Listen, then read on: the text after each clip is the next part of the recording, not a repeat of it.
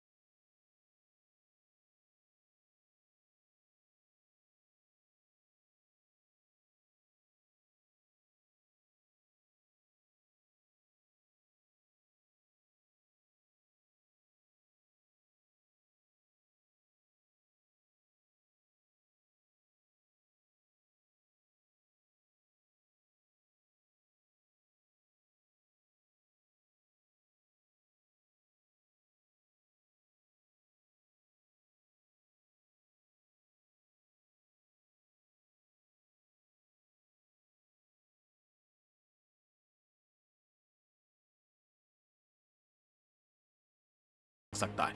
प्रज्ञान के जरिए चांद के वातावरण के बारे में जानकारी हासिल होगी। इसरो के डायरेक्टर के मुताबिक हिंदुस्तान के कई अंतरिक्ष मिशन अभी कतार में हैं। जल्द ही सूर्य पर आदित्य L1 भेजा जाएगा। गगनयान पर भी काम जारी है। And we'll be able to continue with the experiments, including the Pragyan rover coming out and then doing all the experiments. So we are looking for very, very exciting 14 days from now for Chandrayaan 3.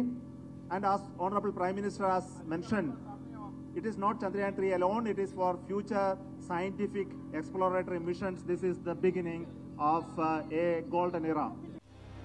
ISRO वैज्ञानिकों को उम्मीद है कि lander rover चंद्रमा पर एक दिन तक काम करेगा, यानी पृथ्वी के दिनों के हिसाब से 14 दिन। जहां तक प्रपल्शन मॉड्यूल की बात है तो ये 3 से 6 महीने तक काम कर सकता है। फिलहाल अनुमान है कि ये तीनों इससे ज्यादा भी काम करेंगे, क्योंकि इसरो के ज्यादातर सैटेलाइट्स 19 से ज्यादा चले हैं और आने वाले वक्त में मिशन मून के और भी एडिशन अंतरिक्ष में हिंदुस्तान की ताकत को कई गुना बढ़ाने वाले हैं। Bureau report, news 24।